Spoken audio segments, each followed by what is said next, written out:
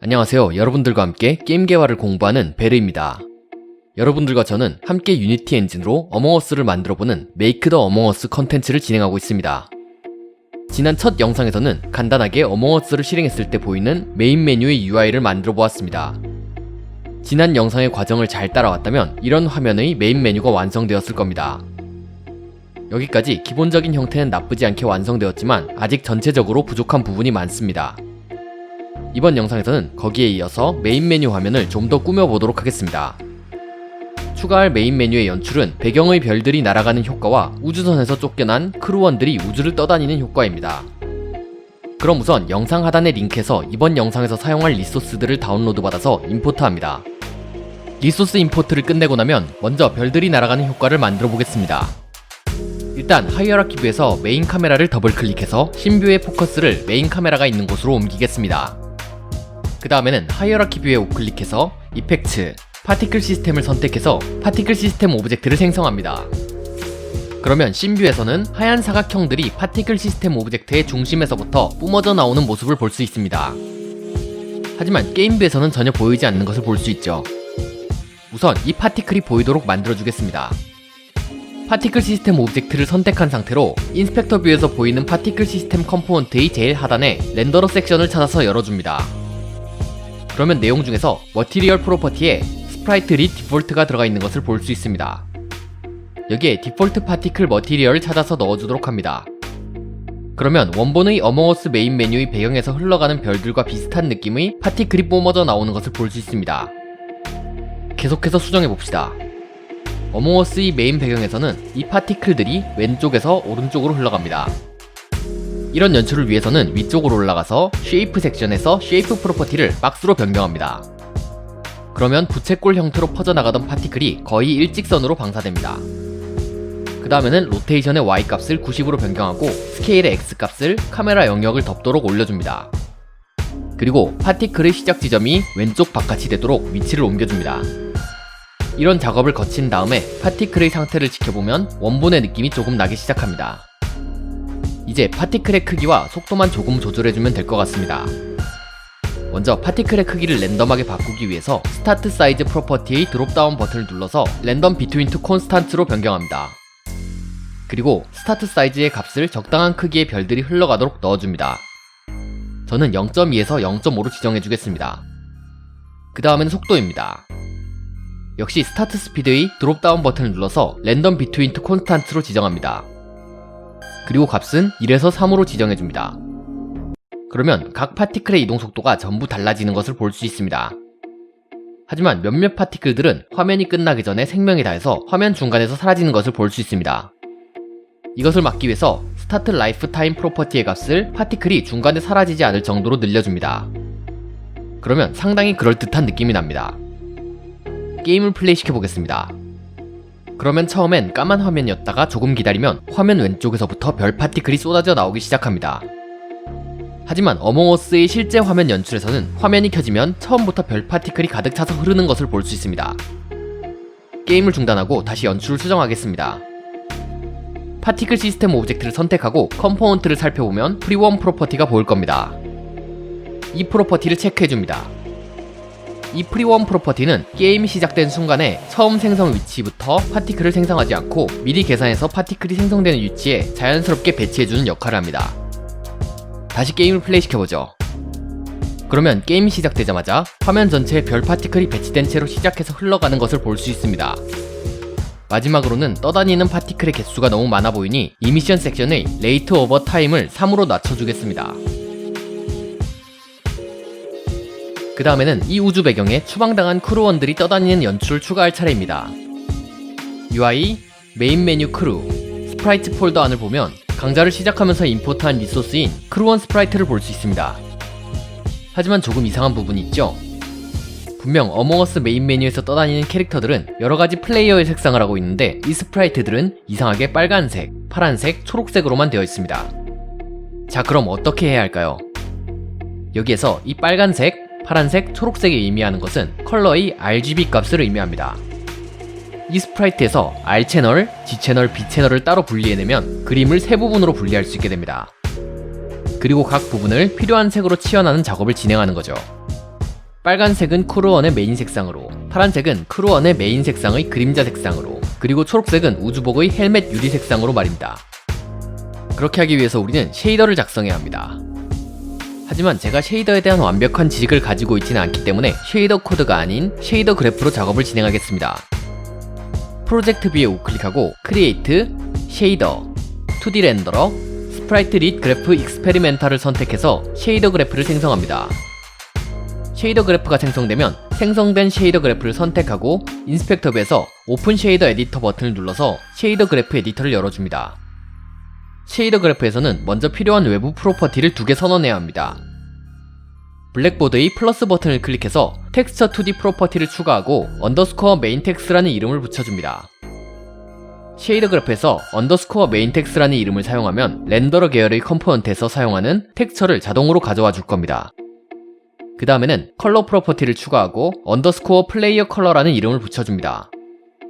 그리고 컬러 프로퍼티의 디폴트는 적당히 잘 보이는 색으로 지정해줍니다. 프로퍼티를 모두 추가하고 나면 메인 텍스처의 디폴트를 크루원의 스프라이트 중 하나를 선택하고 프로퍼티를 선택 드래그해서 그래프의 빈 영역에 배치해줍니다. 그리고 메인 텍스처 노드의 포트를 드래그해서 샘플 텍스처 2D 노드를 배치해주면 텍스처의 RGB 채널을 분리할 수 있는 포트들이 보일 겁니다. 먼저 R 채널 포트를 끌어서 1- 노드를 생성해줍니다. 그러면 빨간색이 존재하는 부분만 검은색으로 보이는 텍스처가 미리 보기로 보여집니다. 그런데 약간 이상한 점이 있죠. 우주선 헬멧을 보면 흰색이 있는 부분에 빨간색이 있다고 검게 표시됩니다. 사실 이건 당연한 일입니다. 컴퓨터 프로그래밍에서는 많은 곳에서 빛의 삼원색을 사용해서 색을 표현하는데 이때 빨간색, 파란색, 초록색 이 3가지 색상이 섞이면 흰색을 표현하게 되어 있습니다. 그러니 흰색 부분은 3가지 색깔이 모두 있는 곳이기 때문에 저 부분에 빨간색이 있는 게 맞습니다. 그리고 보통 흰색은 있다, 검은색은 없다를 표현하기 때문에 빨간색이 있는 곳을 검출하기 위해서 R 채널을 1- 시켜준 것을 한 번 더 1- 시켜서 다시 반전시켜 주겠습니다. 사실 이 과정은 쉐이더 최적화를 위해서는 불필요한 과정이지만 여러분들에게 어떻게 원하는 색상을 뽑아내고 계산하는지 보여주기 위해서 추가한 과정입니다. 그럼 이어서 G채널과 B채널에 대해서도 같은 작업을 진행합니다. 그 다음에는 다시 R채널에서부터 작업을 진행해 보겠습니다. 플레이어 컬러 프로퍼티를 배치하고 포트를 끌어서 멀티플라이 노드를 배치합니다. 그리고 R채널과 곱해주면 R채널은 플레이어 컬러의 색상을 가지게 됩니다. 그 다음에는 플레이어 컬러의 포트를 한 번 더 끌어서 멀티플라이 노드를 추가하고 0.5를 곱하여 색상을 어둡게 해서 그림자 색상을 만들어줍니다. 그리고 이렇게 만든 그림자 색상과 B채널을 곱해주면 그림자 영역이 완성됩니다. 그 다음에는 이렇게 만든 두 영역에 있는 헬멧의 흰색을 제거할 차례입니다. 아래쪽의 G채널과 B채널을 멀티플라이로 곱해주면 흰색 영역만 추출해줄 수 있습니다. 여기서 흰 영역을 완전히 배제해야 하기 때문에 멀티플라이 노드로 100을 곱해서 흰 영역을 강화해줍니다. 이렇게 메인 플레이어 색상 부분에서 헬멧의 흰색 영역을 서브트랙트 노드로 빼주면 완전히 플레이어 색상 영역만 구해낼 수 있습니다. 그림자 영역도 똑같은 작업을 해줍니다. 그리고 이렇게 구해낸 플레이어 색상 영역과 그림자 영역을 애드 노드로 더해주면 그럴듯한 느낌이 납니다. 하지만 흰색 영역에 100을 곱해서 빼줬기 때문에 이 상태 그대로 사용하면 헬멧에 검은 구멍이 뚫린 것처럼 보일 테니 여기에 클램프 노드를 이용해서 텍스처의 가장 어두운 색상을 0, 가장 밝은 색상을 1로 강제로 제한시켜줍니다. 그 다음에는 헬멧 유리 색상을 넣을 차례입니다. 그래프의 빈 영역에 우클릭하고 크리에이트 노드, 인풋, 베이직, 컬러를 선택해서 컬러 노드를 추가한 뒤 헬멧 유리 색상을 지정해줍니다. 그리고 이 컬러 노드와 G채널 노드를 멀티플라이해서 색상을 입혀줍니다. 그 다음에는 다시 하얀색의 컬러 노드를 추가하고 앞에서 구해낸 헬멧 유리의 흰색 영역과 곱해준 뒤 헬멧 유리 위에 더해줍니다. 그리고 앞에서 구해둔 플레이어 색상 노드와 더해줍니다. 마지막으로 알파 값을 처리할 차례입니다. 샘플 텍스처 2D 노드에서 A 채널을 끌어 벡터4 노드의 W 값으로 넣어준 다음 마지막 결과 노드와 더해줍니다. 이렇게 나온 결과물을 스프라이트 릿 마스터 노드의 컬러 포트에 넣어줍니다. 쉐이더 작업이 끝나면 여러분들에게 텍스처 변화 과정을 보여주기 위해 추가했던 1- 노드를 제거할 차례입니다. 각 1- 노드가 연결되는 포트를 RGB 채널로 직접 연결한 다음 1- 노드들을 삭제해줍니다. 이제 이렇게 완성한 쉐이더를 저장하겠습니다. 좌측 상단의 세이브 에셋 버튼을 눌러 쉐이더를 저장하고 쉐이더 그래프 에디터를 닫습니다. 유니티 에디터로 돌아오면 이번에는 새로운 머티리얼을 생성합니다. 그리고 생성한 머티리얼을 선택하고 쉐이더를 쉐이더 그래프에서 우리가 만든 쉐이더 크루를 선택하면 됩니다. 이 쉐이더와 머티리얼은 나중에 게임 플레이 중에도 사용될 겁니다. 일단 한번 이 쉐이더를 테스트해 보겠습니다. 하이어라키 뷰에서 2D 오브젝트, 스프라이트를 선택해서 스프라이트를 배치하고 머티리얼에 방금 만든 머티리얼을 넣어줍니다. 그런데 잘 넣어줬음에도 불구하고 씬뷰에서만 보이고 게임 뷰에서는 보이지 않네요. 광원이 없어서 그런 것 같으니 하이어라키 뷰에 우클릭하고 라이트, 2D, 글로벌 라이트 2D 익스페리멘터를 선택해서 2D 전역 광원을 배치해줍니다. 이제 게임 뷰에서도 잘 보이네요. 그리고 플레이어 컬러를 변경해보면 아주 잘 바뀌는 것을 볼 수 있습니다. 이제 크루원들이 날아다니는 것을 만들 차례입니다. 이 기능 같은 경우에는 파티클로 만들어 보는 것을 연구했었는데 제 파티클 지식이 부족해서인지 몇 가지 기능이 완벽하게 구현되지 않았습니다. 그러므로 이 기능은 코드로 직접 구현해 보겠습니다. 먼저 메인 메뉴 화면에서 떠다니는 크루원들을 관찰해보면 몇 가지 사실을 알 수 있습니다. 먼저 떠다니는 크루원들은 실제 게임 플레이에서 사용되는 플레이어 색상을 가지고 있습니다. 게임에서 사용되는 플레이어 색상의 종류는 빨강색, 파랑색, 초록색, 분홍색, 주황색, 노랑색, 검정색, 흰색, 보라색, 갈색, 하늘색, 연두색 이렇게 총 12가지 색입니다.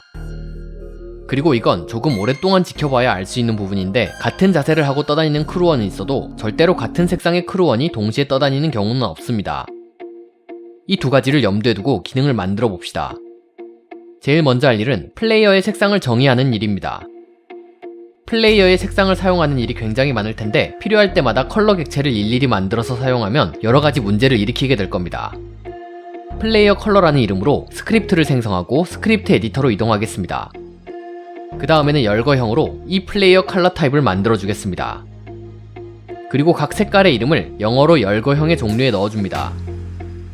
열거형 작성이 끝나면 플레이어 컬러 클래스의 모노 비헤이비어 상속을 제거하고 리스트 컬러 타입으로 컬러스 변수를 스태틱으로 선언한 다음 열거형 순서에 맞춰서 각 색깔들을 정의해서 리스트에 넣어줍니다. 그 다음에는 원하는 플레이어의 색상을 가져오는 방법들을 정의해줍니다. 저는 두 가지 방법을 만들어 주겠습니다. 하나는 함수에 원하는 컬러의 열거형을 넣어서 가져오는 방법과 다른 하나는 색상의 이름으로 바로 가져오는 방법입니다. 필요한 플레이어 색상을 가져올 때는 이 플레이어 컬러 클래스를 사용하면 될 겁니다. 플레이어 컬러 클래스를 모두 작성하고 나면 에디터로 돌아갑니다. 그 다음에는 크루원이 배경에서 떠다니는 것을 처리하기 위해서 플로팅 크루 스크립트를 생성하고 플로팅 크루 스크립트를 엽니다. 플로팅 크루 클래스에서 필요한 몇 가지 프로퍼티를 선언해 주겠습니다. 떠다니는 크루원의 스프라이트와 색상을 지정하기 위한 스프라이트 렌더러 프로퍼티, 크루원이 날아다니는 방향을 나타내는 벡터3 타입의 디렉션 프로퍼티, 크루원이 날아다니는 속도를 나타내는 플롯 타입의 플로팅 스피드, 날아다니면서 회전하는 속도를 나타내는 플롯 타입의 로테이트 스피드 프로퍼티를 선언합니다. 이 크루원의 색상을 저장하는 변수도 하나 선언해 둡니다. 그리고 어웨이크 함수를 만들어서 게임 오브젝트에 붙어있는 스프라이트 렌더러 컴포넌트를 가져와서 스프라이트 렌더러 프로퍼티에 저장해줍니다. 그 다음에는 set floating crew 함수를 만들어서 크루원 스프라이트, 크루원의 색상, 날아갈 방향, 날아가는 속도, 회전 방향, 크루원의 크기를 매개 변수로 받아서 이동 방향, 속도, 회전 속도는 내부 프로퍼티에 저장시켜줍니다. 그리고 스프라이트로는 이미지를 바꿔주고 크루원의 색상을 이용해서는 플레이어 컬러 클래스에서 색상을 가져와서 스프라이트 렌더러의 머티리얼에 넣어줍니다. 그 다음 사이즈를 이용해서 크루원의 크기를 정하고 소팅 오더로 크기가 작은 크루원이 뒤로 가고 큰 크루원이 앞으로 나와서 작은 크루원을 가리게 만들어줍니다. set floating crew 함수 작성이 끝나면 업데이트 함수에서 저장해둔 변수를 이용해서 크루원을 이동시키고 회전시키는 코드를 작성해줍니다. 코드를 모두 작성하면 저장하고 에디터로 돌아옵니다. 에디터에서는 아까 전에 쉐이더 테스트를 하면서 배치해둔 크루원 스프라이트 오브젝트에 방금 작성한 컴포넌트를 부착합니다. 그리고 서클 콜라이더 2D 컴포넌트를 붙이고 이지 트리거 프로퍼티를 체크해줍니다. 추가로 리지드 바디 2D 컴포넌트를 붙이고 앵귤러 드래그와 그래비티 스케일을 0으로 변경합니다. 그 다음 이 플로팅 크루 오브젝트를 프리팹으로 만들어준 다음 원본 게임 오브젝트는 삭제합니다. 이제 크루1을 배경화면에 생성하고 날려주는 기능을 만들 차례입니다. 씬에 빈 게임 오브젝트를 하나 생성하고 서클 콜라이더 2D 컴포넌트를 부착합니다. 그리고 이지 트리거 프로퍼티를 체크해준 뒤 콜라이더의 지름이 카메라 영역 전체를 잘 커버하도록 만들어줍니다. 그 다음에는 크루 플러터라는 이름으로 스크립트를 생성하고 스크립트 에디터를 엽니다. 크루 플러터 클래스에서는 먼저 소환해서 날려보낼 크루1 프리팹을 저장할 프리팹 프로퍼티와 크루1 이미지를 바꿔줄 때 사용할 스프라이트들을 담고 있을 스프라이트 배열 프로퍼티를 선언합니다. 그리고 떠다니는 크루1의 색깔이 중복되지 않게 해줄 프로퍼티를 불 타입의 배열로 선언해주고 크루1을 소환하는 간격을 줄 타이머 프로퍼티와 중심으로부터 소환될 위치를 지정할 디스턴스 프로퍼티도 선언해줍니다. 그 다음에는 크루1을 소환하는 데 쓰일 스폰 플로팅 크루 함수를 생성합니다. 이 함수에서는 일단 크루1이 소환될 때 카메라 영역을 벗어나서 원형으로 생성되게 만들어야 합니다. 0에서 360 사이의 랜덤한 숫자를 뽑아낸 다음 사인 함수와 코사인 함수를 이용해서 벡터를 만들면 중심으로부터 원형의 방향을 돌아가며 가리키는 벡터를 구해낼 수 있습니다. 여기에 디스턴스를 곱해주면 카메라 영역 밖의 원을 구할 수 있을 겁니다. 이렇게 구해낸 스폰 포스에 플로팅 크루 오브젝트를 소환하는 코드를 작성해봅시다. 그리고 스폰 플로팅 크루 함수를 업데이트 함수에서 호출하게 만든 다음 코드를 저장하고 에디터로 돌아갑니다. 에디터로 돌아오면 크루 플로터 오브젝트에 방금 작성한 컴포넌트를 부착하고 프리팹 프로퍼티에 플로팅 크루 프리팹을 넣어주고 스프라이트 프로퍼티에 여러가지 자세를 취하고 있는 크루1 스프라이트를 넣어줍니다. 그 다음 게임을 플레이시켜보면 크루1들이 카메라를 벗어난 지점에서 원을 그리면서 생성되는 것을 볼 수 있습니다. 크루1들이 적당한 위치에 생성되는 것을 확인했으니 다시 스크립트 에디터로 돌아갑니다. 먼저 업데이트 함수에서는 타이머와 델타 타임을 이용해서 일정 시간마다 스폰 플로팅 크루 함수를 호출하게 만들어줍니다. 그리고 스폰 플로팅 크루 함수에서는 랜덤으로 플레이어 컬러 열거형을 뽑아서 크루 스테이츠 배열에서 해당 번호의 크루1이 소환되지 않은 상태인지 확인하고 소환되지 않은 상태라면 소환되도록 해줍니다.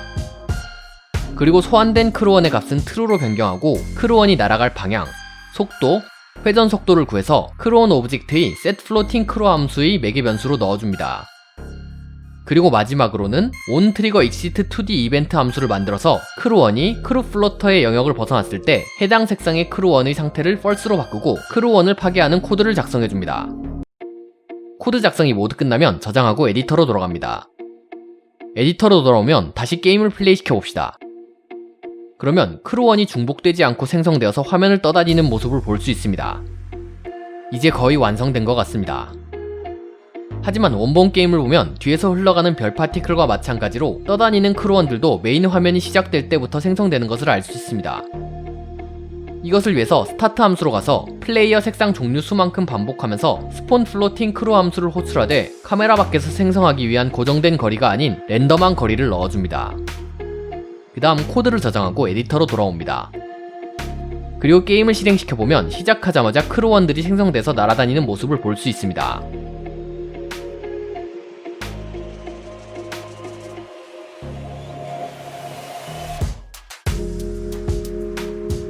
이번 영상에서는 메인 메뉴를 꾸미는 작업을 진행해보았습니다. 이상 벨의 게임 개발 유튜브였습니다. 감사합니다.